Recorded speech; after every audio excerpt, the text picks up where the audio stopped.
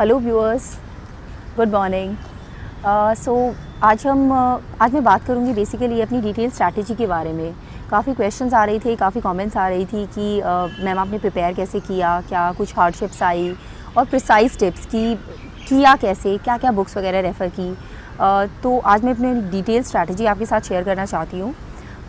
First of all to begin with थोड़ा सा routine बताती हूँ कि मेरा दिन का रूटीन क्या रहता था। तो मेरा रूटीन रहता था कि मैं 10 से लेके 4 बजे तक सोना रहता था मेरा, और ये मैं I use to stick hardly to it, I mean hardly as an strictly to it. तो 10 बजे सोना, 4 बजे उठना। बीइंग अ मॉर्निंग पर्सन, सुबह मेरी पढ़ाई अच्छी होती थी। 4 बजे उठने के बाद रात को 10 बजे तक सोने तक आप डेली रूटीन एक्टिविटीज़ का थोड़ा टाइम निकाल दीजिए, खाना पीना और नहाना वहाना।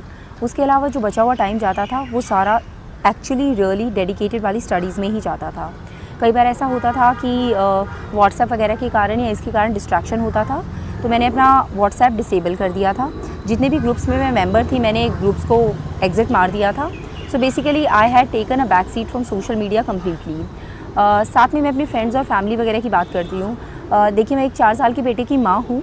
जब मैंने अपनी पढ़ाई की शुरुआत की तो एक इमोशनल आउटबर्स्ट भी आता था, क्योंकि मैं अपने बेटे से अलग रह के पढ़ाई कर रही थी। तो शुरुआत में मैं क्या करती थी कि मैं उससे वीडियो चैट वगैरह करती थी, बट आई फाउंड कि उससे मैं और ज़्यादा डिस्टर्ब रहती थी, बिकॉज़ ज़्यादा इन्वॉल्व होने से वही थॉट्स माइंड में रहते थे।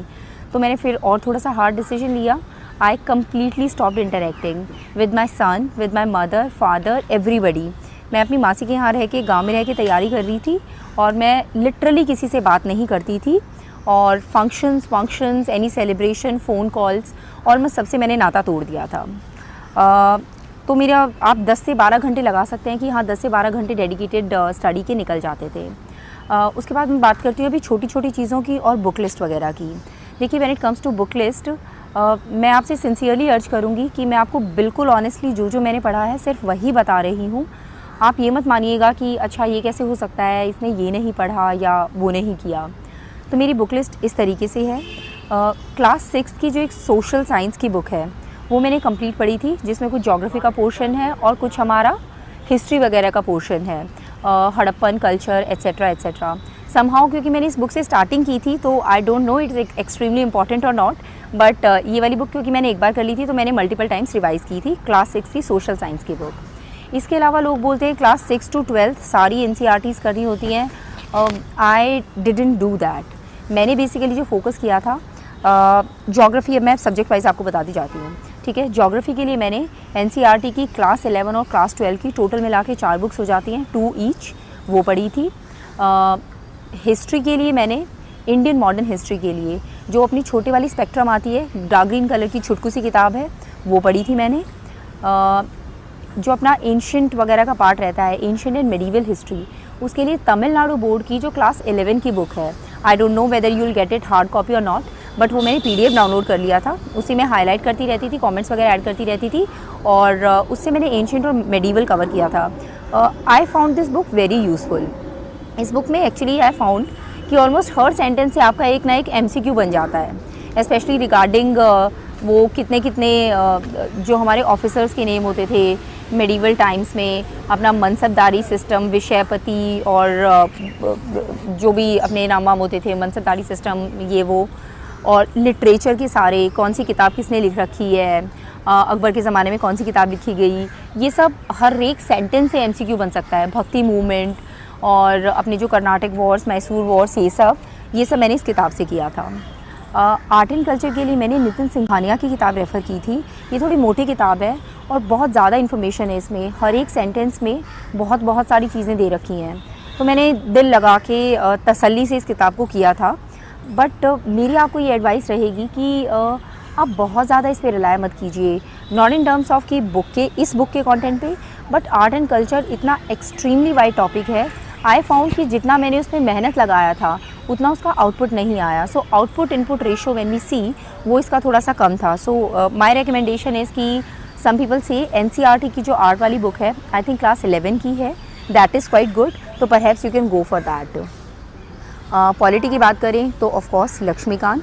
कुछ लोग लक्ष्मीकांत के साथ DD बसु रेफ़र करते हैं, मैंने नहीं की थी। मैंने लक्ष्मीकांत का एक वर्ड किया था, कोई और बुक नहीं की थी।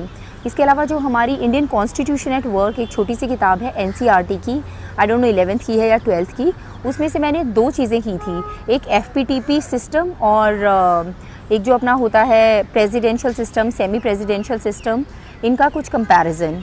तो ये कुछ 2 पेजेस थे जो मैंने इस बुक से किए थे, क्योंकि दिस टॉपिक इज़ इम्पॉर्टेंट, वो मैंने मल्टीपल टाइम्स रिवाइज़ किए थे, बाकी बुक नहीं की थी। एनवायरनमेंट के लिए और इकोनॉमी के लिए जो प्रिंटेड नोट्स आते हैं मैंने वही किए थे। शंकर आईएएस के printed notes for environment and similarly economy के लिए एक जो राउज या राम्स के थे, I am sorry I am forgetting, तो ये वाला मैंने किया था। आई थिंक बुक के इन टर्म्स ऑफ कंटेंट ये सफिशेंट है। इसके अलावा बजट और इकोनॉमिक सर्वे, मल्टीपल रिविजन्स, उसकी हर एक स्टैटिस्टिक, हर एक स्कीम का नाम बहुत थरेली किया था। बीच में फिर मैं आपको ये भी बताना चाहूँगी कि करंट अफेयर्स के लिए मैंने सारा ऑनलाइन सोर्सेज रेफ़र किए थे। Insights on India is the website. My daily schedule use to be कि मैं उसके डेली के 8 जो डिटेल्ड सिक्योर इनिशिएटिव के क्वेश्चंस होते हैं वो रजिस्टर पे लिख के आंसर्स कंपेयर करती थी बाकी स्टूडेंट से। डेली एमसीक्यूज़ में उसके सॉल्व करती थी, पहले करंट अफेयर्स पढ़ना, एडिटोरियल पढ़ना और डेली के एमसीक्यूज़ सॉल्व करना। This use to be my daily time table for the current affairs portion. So in terms of strategy and book list this is done. For preliminary my advice to you would be, test series कोई भी करिए आप, एक ही कर लीजिए। मैंने एक ही की थी, बाकी लोग बोलते हैं कि कायदे से 2 करनी चाहिए, मैंने एक ही की थी इनसाइट्स ऑन इंडिया की, और मैंने इसे मल्टीपल रिविजन्स दी थी which is very very very important. ठीक है, कोई भी टेस्ट सीरीज़ करिए, स्पेशली फुल लेंथ टेस्ट पे फोकस रखिए, मल्टीपल टाइम्स रिवाइज़ करिए और उन क्वेश्चंस को मार्क करके जो जो आपके गलत हुए हैं उन्हें कई बार रिवाइज़ कर लेंगे ना, तो that will stick to your mind. So that is going to be my advice for preliminary. When it comes to my optional, which was sociology, मैंने सेल्फ स्टडी किया था, घर पे बैठ के ही प्रिपेयर किया था।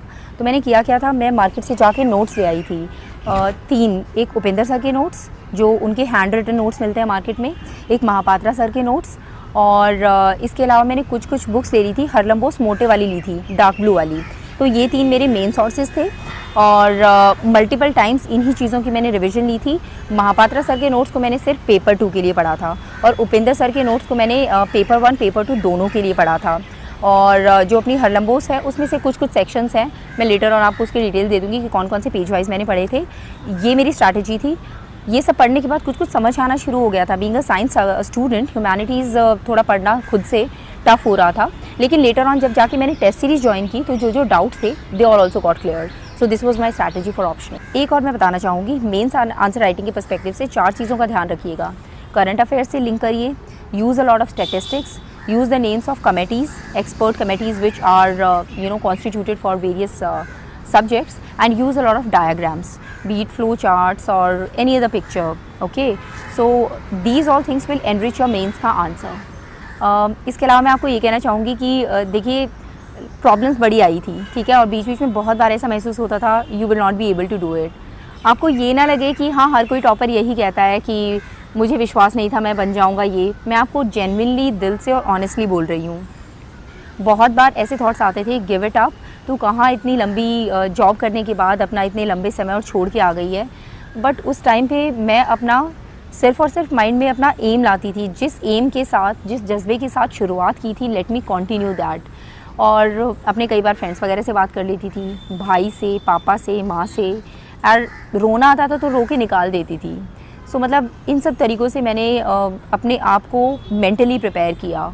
लास्ट ईयर के जो टॉपर्स वगैरह होते थे उनके इंटरव्यूज़ वगैरह काफ़ी पढ़े थे, उनमें से कुछ टिप्स ली थी।